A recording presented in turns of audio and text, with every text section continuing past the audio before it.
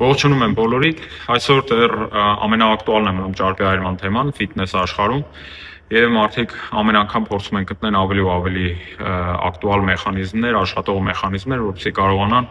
հասնել իրենց ցանկալի նպատակին, բայց կա մի կարևորագույն հանգամանք, որը որ ոչ մեկ չի երգի, որ յուրաքանչյուրն ուզում է ճարպից ազատվելու դեպքում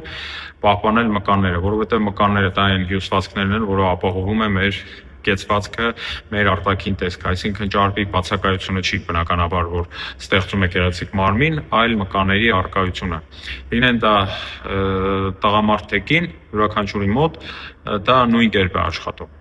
Ну, հատկապես այո, տղամարդկանց մոտ դա շատ ավելի ընդգծված է այդ ամեն ինչը, կանայք մի փոքր ավելի ուշ են այդ ամեն ինչը սկսում հասկանալ, երբ որ որոշակի ճարպային զանգված են կորցնում, օրինակի համար մի 10 կիլո կորցնում են, հետո հասկանում են, որ պետք են մկաններ, որպեսզի մարմինը գեղեցիկ լինի։ Այստեղ մի կարևոր նյուանս կա, երբ որ ես հաճախ դիսկուսիաների մեջ մարդկանց փորձում եմ միշտ համոզեմ, որ այդ ճանապարհին պետք չի տրվել էմոցիաների ու պետք չի մնալ սոված եւ ինչ-որ ինտենսիվ պարապմունքներ անել, որովհետեւ այո, այդպես դուք քիչ ռեսուրս եք ստանում եւ շատ ծախսում եք, բայց այդ ճանապարհին դուք ձեռք չեք բերում մկաններ։ Դե մարդիկ ինչ-որ սպորտային աշխարհից երևի թե օրինակներ բերելով փորձում են ինձ համոզեն, որ դա աշխատում է։ Օրինակ ինչ-որ սպորտսմեններ, այո, ընդունում են, որ այս պահին են իրանք դիֆիցիտ ստեղծում, բայց հետո կսկսեն մի փոքր ավելի իրանց նպատակին արդեն մոտենալու դեպքում կսկսեն ավելի սնվել ու մարզվել ու կշարունակեն մարզվել եւ կունենան այն մարմինը, որը որ իրանք պատկերացնում են։ Այսինքն ենթադրենք, երբ որ ինձ օրինակ են բերում ամենա երևի թե ակնառու սպորտային ներկայացուցիչներից ըմբշամարտիկների օրինակը, որ իրանք արտահայտված մկաններ ունեն եւ ունեն ընդգծված մարմին, քիչ ճարպ, ես փորձում եմ բացատրեմ, որ գիտեք, ըմբշամարտիկները շատ ծանր ուժային մարզումներ են անցկացնում, առհասարակ, այսինքն դա միայն ֆիզիկական ակտիվությունը չի, այսինքն ակտիվ պարապմունքների արդյունքում չի, որ նրանք ունեն այդպիսի մարմին։ Նույն հաջողությամբ կարող ենք մենք օրինակ բերենք մեկ այլ սպորտային ներկայացուցիչների, օրինակի համար ասենք բասկետբոլիստների, ֆուտբոլիստների, չգիտեմ, թենիսիստների, ովքեր որ ֆիզիկական ակտիվություն են ապահովում, բայց չունեն այդպիսի ընդգծված մկանային զանգված, որի հետևից դուք գնում եք, որը որ ձեր համար ինչ որ էտալոնային է թվում։ Այսինքն տվյալ մարդիկ անում են շատ ծանր ուժային պարապմունքներ, բայց դուք տեսնում եք միայն ակտիվությունը։ Օրինակ ես ունեմ ծանոթ երեխա 16 տարեկան 65 կիլոգրամ քաշային կարգում է հանդես գալի ունահռոմեական ոճի ըմբշամարտում,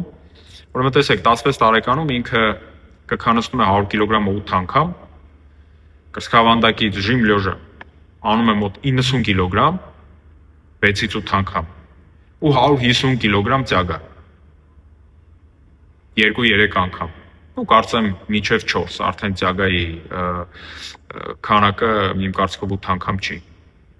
Նույնիսկ եթե մի անգամ անի, հասկանում եք ինչ տարիքային ու ինչ քաշային կատեգորիայի մասին է խոսքը։ Այսինքն շատ ուժեղ ֆիզիկական տվյալներ ունի։ Բայց մենք առհասարակ տեսնում ենք, որ ինքը կրոսներ է վազում, ինքը ինչ որ ըմբշամարտ է վարում եւ այլն, ու շատերին թվում է, որ չէ, ամենաառանցքային բանը, որ ինքը ֆիզիկական ակտիվություն ունի։ Հարգելիներս, որպեսզի դուք ունենաք ընդգծված մարմին առանց ճարպի, ձեզ պետք է ուժային պարապմունքներ եւ բալանսավորված սննդակարգ։ Այսինքն ֆիթնեսում եկեք չհամեմատենք դա սպորտի հետ։ Սպորտը լրիվ ուրիշ աշխարհ է, սպորտը ինչ որ կարճաժամկետ պիրոդ է, որտեղ մարդիկ մաքսիմալ ներդրում են ունենում, թեկուզ առողջության տեսքով, թեկուզ ողջ ունեցած ռեսուրսի, միջոցների տեսքով, փողեր են ներդրվում, այսինքն սա կարճաժամկետ պրոցես է, որը որ ամենևին ինչքան էլ թող տարօրինակ չնչի իմ ասածը, չի խոստանում առողջություն։ Դա արվում է մի նպատակի համար, որպեսզի հասնեն մեդալի, հասնեն արդյունքի, վերջ։ Իսկ մենք խոսում ենք առողջության մասին նաև։ Այսինքն այո, եթե դու մտել ես ֆիթնես, ամենաառաջինը քո նպատակը ինչ որ արդյունքի հասնելն է, բայց վերջինաշով ես մարզիչ լինելով, ես այդ նպատակին քեզ պիտի տանեմ մաքսիմալ անվտանգ ճանապարհ։ Դրա համար ես յուրաքանչյուրին ասում եմ սննդակարգ, ուժային պարապմունքներ, ֆիզիկական ակտիվություն։ Վերջ սա է մեխանիզմը։ Եվ այդ կորելացիաները, համեմատությունները ինչ որ սպորտաձևերի, ինչ որ դիսցիպլինաների հետ, որ տեսեք այնտեղ էսպես, տեսեք էսպես, ես միշտ այդ օրինակ անիմաստ եմ համարում, աննպատակ եմ համարում, որոշակի, այո, կարելի է ինչ որ բաներ փոխառնել, կարելի է օգտվել, կարելի է որպես ինչ որ օգտակար գործիք օգտագործել, բայց ոչ ավելի։ Ոչ ավելի։ Այնպես որ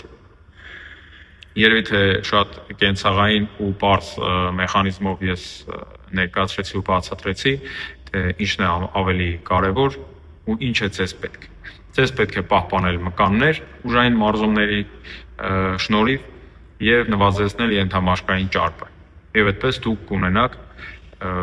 ռելիեֆային մարմին։ Դե ինչ, եթե հավանեցիք, հետևեք իմեջին, գրանցվեք իմեջին, ես կփորձեմ ձեր համար շատ ավելի հետաքրքիր վիդեոներ գցել,